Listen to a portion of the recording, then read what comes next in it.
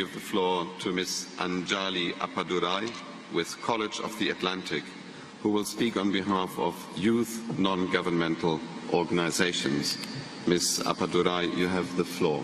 I speak for more than half the world's population. We are the silent majority. You've given us a seat in this hall, but our interests are not on the table. What does it take to get a stake in this game? Lobbyists, corporate influence, money? You've been negotiating all my life. In that time, you've failed to meet pledges, you've missed targets, and you've broken promises. But you've heard this all before. We're in Africa, home to communities on the front line of climate change. The world's poorest countries need funding for adaptation now. The Horn of Africa and those nearby in Kwamashu needed it yesterday. But as 2012 dawns, our Green Climate Fund remains empty. The International Energy Agency tells us we have 5 years until the window to avoid irreversible climate change closes. The science tells us that we have 5 years maximum. You're saying, give us 10. The most stark betrayal of your generation's responsibility to ours is that you call this ambition. Where is the courage in these rooms? Now is not the time for incremental action. In the long run, these will be seen as the defining moments of an era in which narrow self-interest prevailed over science, reason, and common compassion. There is real ambition in this room, but it's been dismissed as radical, deemed not politically possible. Stand with Africa. Long-term thinking is not radical. What's radical is to completely alter the planet's climate, to betray the future of my generation, and to condemn millions to death by climate change. What's radical is to write off the fact that change is within our reach. 2011 was the year in which the silent majority found their voice, the year when the bottom shook the top. 2011 was the year when the radical became reality. Common but differentiated and historical responsibility are not up for debate. Respect the foundational principles of this convention. Respect the integral values of humanity. Respect the future of your descendants. Mandela said, "It always seems impossible until it's done." So, distinguished delegates and governments around the world, governments of the developed world, deep cuts now. Get it done.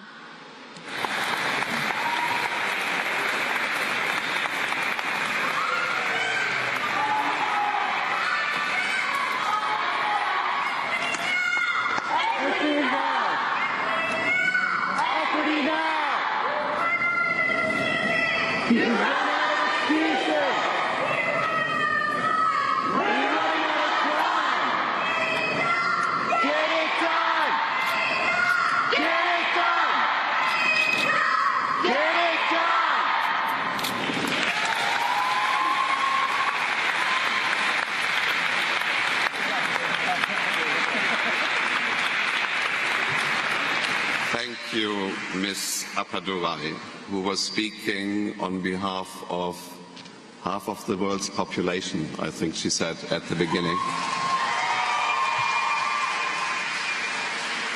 And on a purely personal note, I wonder why we let not speak half of the world's population first in this conference, but only last.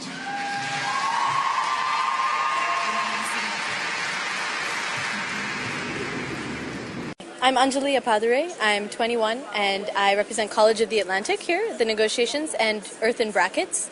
I'm just going to show Earth in Brackets. Can I just explain what Earth in Brackets means? Sure. So in political text, or in negotiating text, whenever an issue or a set of words or a phrase is under debate, it's controversial, they can't agree on it, they put brackets around it, and it remains a point of contention. So we created a project called Earth in Brackets, making a political statement of sorts that says that we have put our Earth in brackets, and it's there until our governments take real action to do something about climate change.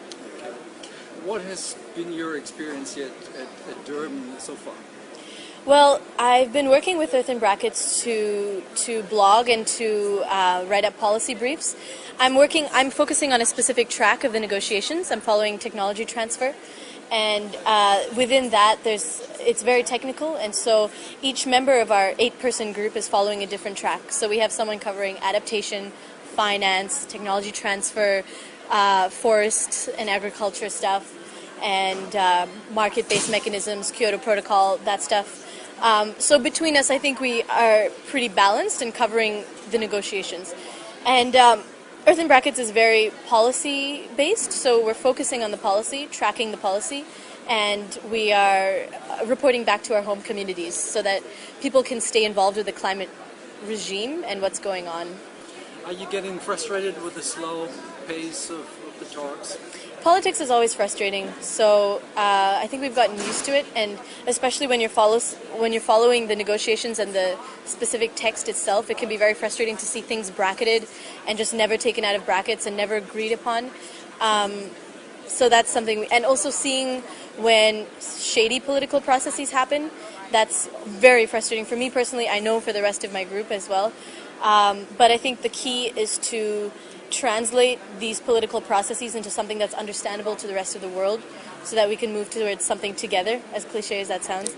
And I think that by continuing to work, we're doing as much as we can. We're engaging at a global level, and that's the most we can do at this point. So. How do you perceive American climate policy at the moment? American climate policy, not German. Well, the American position is obviously the most contentious one, and it's the biggest blocker to progress, and we tend to take that for granted sometimes, but it's really the U.S. is the biggest block to any progress in the climate regime, and that's due partially to their totally bottlenecked policies at home. Their politics are really polarized. It's very difficult for them to get anything done. But at the same time, I think, and Earth in Brackets thinks, there's way too much corporate influence in U.S. politics and in the climate regime, and they're listening too much to those other influences, to the lobbyists, to the money, to the shareholders, and not to the needs that the science tells us we need to address. Do you have hope? I am cautiously optimistic, and I believe that it's my duty as youth to be optimistic, and yes, I'm optimistic that we will get something done. If not, I think, to use an old phrase, we will go down fighting, and that's all we can do. Thank you very much. No problem. Thank you.